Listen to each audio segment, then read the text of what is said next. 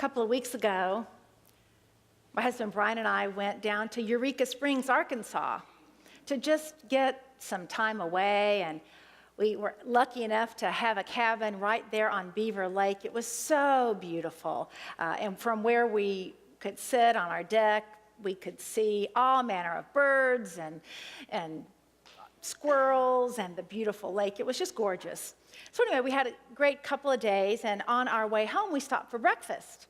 We were there at the restaurant, and Brian has a relatively new cell phone and was just learning how to receive email on it. So I was helping him get the phone set up and showing him how it worked. And we don't usually sit there with our cell phones out while we're having breakfast together, but on that particular day, we did. Before long, the waitress came and took our order, and Brian was fiddling with his phone, so I sent him a little text message, and it'd been a nice couple of days, so I sent him a message that said, "I love you," and thought I'd get a response back, but I didn't. He was obviously fiddling on another part of his phone, and a little bit later, our food came. We started to have breakfast, and so I said, "Honey, did you get my text?" I was kind of thinking he'd send back something that said, "I love you too," right? And he said, "No, I didn't get your text." So I said, "Oh, well, let me see if I hit send." And I looked at my phone, and, well, sure enough, I'd sent it, but I'd sent it to the wrong person. And not just any wrong person, I sent it to Bob Barth.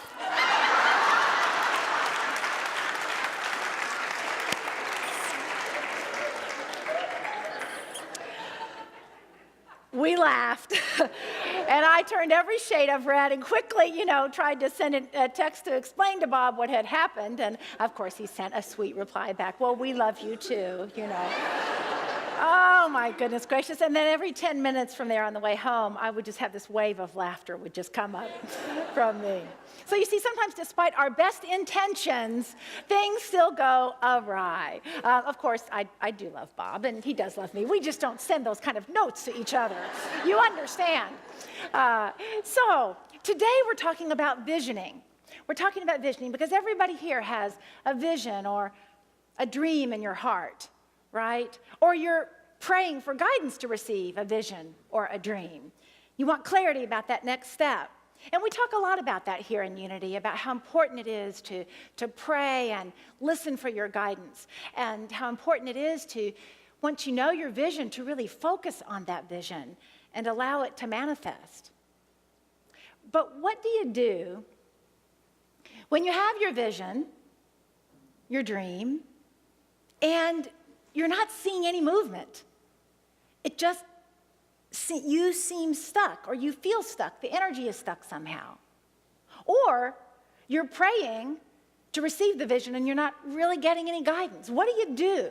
And that's what we're going to talk about today, is how is it that you move through the obstacles that can get in the way of either hearing your vision or of fulfilling your vision. Now, Wayne Dyer wrote a book called The Power of Intention. And in this book called The Power of Intention, he speaks of intention in a different way. Most of us think of the word intention as a strong aim or purpose in life. But he speaks of intention as a field of energy, as this field of energy that's always moving for good.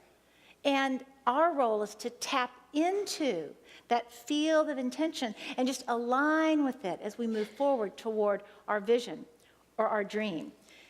He says, intention is a field of energy that flows invisibly beyond the reach of our normal, everyday, habitual patterns. It's there even before our conception. We have the means to attract this energy to us and experience life in a new way. He says that this field of intention is everywhere present. It's in us, and it's all around us. It actually reminds me a little bit of the way Charles Fillmore speaks of substance, that when we create our vision, we shape the substance of the universe into a match for our vision. And he goes on to say, a tiny acorn with no apparent power to think or make plans for its future contains intention from this invisible field.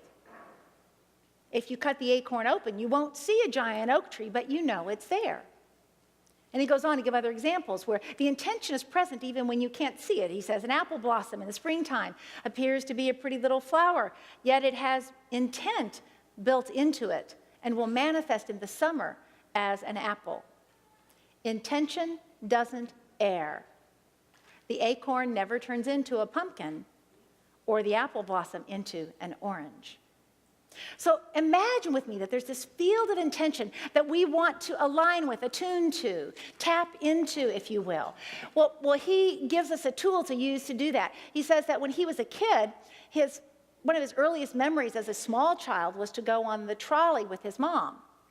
And there he was as a small child on the trolley, and all the adults would be standing there holding, the trolley strap, right? And as a little child, he couldn't do that.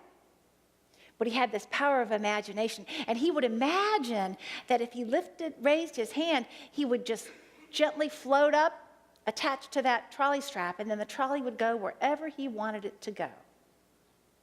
So if you think about that as a tool for you and me, what we're saying is that we imagine that we lift ourselves up out of all of the earthly distractions and the things that may want to weigh us down and tie us to our old way of being. And we grasp onto that trolley strap and tap into the field of intention, and we move with the flow of good. We move with the flow of Spirit's good, and our vision begins to manifest.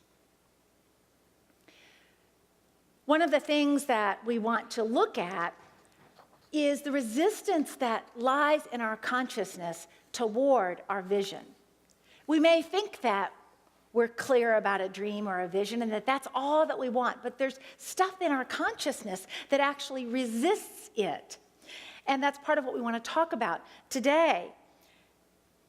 One of the things that most stands in the way of manifesting a vision is any unforgiveness or resentment or judgment that you might have in your consciousness about you or anybody. Remember Jesus said over and over, he talked about forgiveness. And he said, if you go to the altar to pray and you've got anything against your brother or your brother has anything against you, go clean it up first and then come back to pray. So if you've got this vision that you want to accomplish, but you're carrying around negativity and resentment and judgment, that keeps you out of that free-flowing field of intention. And just recently, I had a chance to talk to a longtime Unity student. This woman was in Unity long before I ever dreamed about it. And she's known for her powerful, effective prayers. So her son, knowing this about her, went to her. And he said, Mom, would you pray for me to get a new job? See, he didn't like his current job. He didn't like his boss. And his mother said, I will pray for you to get a new job, but not until you go and make peace with your boss. Not until you go and thank her for being supportive of you. And he said, but Mom, I don't like her. And she said, exactly. You've got to clear up that energy field first, and then the new job will come to you. And then I will pray for the new job. And sure enough, he reluctantly did what his mother asked. The mother prayed for him to get a new job, and he's now working in the job of his dreams, and he's very, very happy. You see, sometimes that negativity will hold us back, or we'll just recreate it in the next experience that we have. So you may think you don't have any particular unforgiveness or judgment, but here's what I would ask. If you're finding that your life is not moving in the trajectory that you would like, and yet you're clear about your vision, then pray to be inspired to know what is yours to let go of. Where is forgiveness an opportunity for you in your life to clean that energy field? The second thing we want to talk about is also related to your energy, and it's about raising the vibration of your overall energy. You see, you and I, at any particular moment, we might call it emotions or moods, but we're vibrating at a certain level of energy. And that level of energy is either a match for the vision, or it's in resistance to the vision. It's either a match for this field of intention, or it's in resistance to the field of intention. So think right now, what are you thinking about? What is your energy field like right now? Is your energy field in alignment and attunement with a dream or a vision that you have? Or is it in any way in resistance to it. Let me give you an example. So Friday, I was getting ready to start preparing today's message, but I had a phone call to return. This woman had called me twice during the week, and I'd been trying for several weeks to get this one little retirement account moved into my other retirement account, right? And I thought, well, I'll return her call and we'll just get it taken care of. Well, not so fast. Multiple phone calls, multiple people, multiple organizations later, an hour had passed and I still didn't have the account moved. And by the time that was done, I was irritable. And I was not in a very good space, let's put it that way. My energy was not a good match to create a Sunday lesson in. But that's the energy that I was in, so I went and sat down. But you know what? I picked up the Wayne Dyer book, The Power of Intention. And I started reading in it. And before long, I noticed that irritability, that frustration was gone. I was fully immersed in the vibration of that book. You see, that book carries the vibration of Wayne Dyer when he was creating it, and it carries the vibration of all of, like, the collective field of people who have read that book. And so here's what I'm saying to you. When you notice that your thoughts or your energy are not a match for what it is you're wishing to create, then you have a choice. And you can, it's like reach up for that trolley strap, pull yourself up, and do something intentional to shift your field of energy. It might be to pick up a book, a spiritual book or an uplifting book of some sort. It might be to call a friend for prayer. It might be to show up at an event at church because you know the positive field of energy is always here at church. It might be that you call silent unity. It could be any number of things that you know will lift your spirits. Just the right song, just the right music that you listen to that will shift the energy. And it's a choice. Every moment is a choice. And as you're lifting this energy field, I invite you to really become mindful of your inner speech. What is your inner speech? What are the words of your mind saying? Are they supportive of the vision that you want to create? Oh, the elbows are going now. So you folks are elbowing each other. I can see it again. Your inner speech that maybe nobody else sees but you, is it supportive of the vision that you are seeking to experience in your life? So often, our speech is contradictory to what we want to create, our thoughts. You know, in his book, Wayne Dyer says that we don't create by focusing on what's missing in our lives, and yet we do, don't we? He says the Wright brothers didn't contemplate the staying on the ground of things. Alexander Graham Bell didn't contemplate the non-communication of things. Thomas Edison didn't contemplate the darkness of things. No, they focused on what they wanted to create. But don't you find that sometimes you spend a whole lot of time worrying about the things that are missing in your life, or the things that aren't going right in your life, or the things that have gone wrong forever in your life? Well, I still remember sitting out there in this congregation many, many years ago when Reverend Marianne White gave us 3 powerful words. Up until now. Up until now. So it may have been true that up until now, every diet you've ever tried has failed. Up until now. This is a choice moment right here. This is a pivotal moment. Every moment is a pivotal moment. You can pivot into a new way of being, knowing, and thinking, right? Up until now. Up until now, maybe every relationship that you've held has proven unsuccessful up until now, but this is a new moment to become open and to match your thinking and your energy to the right life partner for you. Up until now. So we're talking here about lifting your energy field, the field of energy, your mood, your emotions, and also lifting the energy field of the thoughts that are in your mind. Another way that you can move your vision forward is to take action. You may feel like there's no movement, but what I invite you to ask yourself is, what is one small action step that you could take right now, before you get home today even, that would move you closer in the direction of your vision? Just one tiny action. Because you see, sometimes we get so stuck that we're frozen.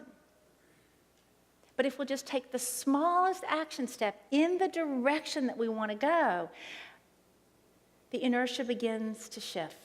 And suddenly there's a little bit of momentum that leads to the next action step and the next action step. So always ask yourself, what is one small action that I can take? My husband is so wise, and as he gives counsel to our daughters, and they're discerning about one decision or another. And what he'll always ask them is, well, will this bring you even a little bit closer to your dream? It doesn't have to be the end all. You can course correct as you go along, but will this just bring you a little bit closer to your dream, right? So what is one action that can take you a little bit closer to your dream? And the last point I want to share with you has to do with letting go of whatever your old vision was. Because sometimes what stands in the way of our new vision is the previous one, or previous image of a life experience. Let me ask a question. So when I think of, this is a rhetorical question, when I think of the World Trade Towers, what image comes to your mind? What image comes to mind when I say World Trade Towers? Now, I'll bet some of you think of those two beautiful, iconic buildings that were at the end of the Manhattan Island and forever just stood out there as a beacon for the world. And I'll bet others of you can only see an airplane crashing into those towers, because we saw that image over and over and over again, didn't we? On September 11th. We saw that image over and over and over. But guess what? There's a new building that's been erected on that same land. It's called One World Trade Center. Oh, we've got the pictures up here. Okay. So this is the new building. This is the new iconic building on the end of Manhattan. This building, once it is complete, will be 104 stories tall. And just this week, they lifted the spire to the top of it. And once it is completely installed, that building will be 1,776 feet tall, exactly 1,776 symbolic feet tall. It will be the tallest building in the Western Hemisphere. But you know what? It's going to take us a while, you and I and the rest of the world, to get this image emblazoned in our heart and in our mind. We've got to let go of the old. And that's true for any vision that you have. Now, sometimes there's a negative vision that's in the way of the new vision. It's a failed relationship. It's some other catastrophe that happened. But other times it's something very good. But yet you're ready to let go of the good to make way for the gooder. Burl Minto once said that, a Unity speaker many years ago. He said, sometimes you got to let go of your good to make way for your gooder, And the answer here is to focus on the new vision, to focus through your thoughts and your feelings and your imaginings on that new vision. And that may mean writing affirmations that you put on your mirror. It may mean cutting out pictures from magazines. When Brian and I were in Eureka Springs, Arkansas, I took a photograph of the beautiful view we had from this little cabin of the lake. Because someday I would like to live on a lake. Not that one in particular, but on a lake and have a view of water. And so I took that picture to be part of the device that helps me manifest that vision so that I can hold it in my heart and really see it and feel it and taste it. And remember all the beautiful birds that I saw out there, because someday that's what I would love to have in my own backyard. It's part of my vision. So you need to focus on your vision in whatever way works for you. Feel yourself in that picture. And if what you're finding is that there's not enough movement in your life toward the vision, then spend more time visioning. Spend more time dreaming, giving yourself full permission to dream. and to call that vision into being so that you are vibrating at the level of that vision. Today is a big day here at Unity Church of Overland Park. In fact, it's such a big day that the Daily Word wrote today's message just for us. Now, if you know this Daily Word magazine, or maybe you get it electronically on your cell phone as I do, it's a magazine of daily inspirational readings with Unity teachings as its base. And of course, today, in just about 30 minutes, there's going to be a great big potluck happening downstairs. And following the potluck will be an opportunity to vision as a community for the good of this community and also for the new senior minister for this community. So I love it that today's daily word is all about visioning and unlimited expectations. Unlimited possibilities and expansive expectations. So I'd like to close our lesson today by speaking the words from today's daily word. And as I speak them, you can hear them as applying to your particular vision and dream, or you can hear them as applying to our collective vision and dream for this remarkable community that we call Unity Church of Overland Park. And if you'd like, you can even close your eyes as I share these words. The affirmation for Sunday, May 5th, 2013 reads, "We expand our vision to see unlimited possibilities. We see beyond the parameters we have accepted in the past to behold a world of unlimited possibilities. As our vision expands, we create space for more good, more love, more giving, more opportunities, and more spiritual understanding. We know our spirit is unlimited. As we study and practice spiritual principles, our awareness of the Christ within expands as well. And so we accept and express more of our divine nature. We embrace our full potential as we navigate through life. We realize greater clarity of purpose and new ways to contribute our gifts to bless others." And the scripture from today's reading is from the book of Genesis, chapter 13, and it's where the Lord God is speaking to Abraham, telling him about the vision that will be created through him. And God says to Abraham, and God is saying to us today, "Raise your eyes now and look from the place where you are. For all the land that you see, I will give you." And God is saying that to us as Unity Church of Overland Park as we move into this next field of expression. Raise our eyes. Let us raise our eyes and look from where we've been. For all that we can see, God will give to us.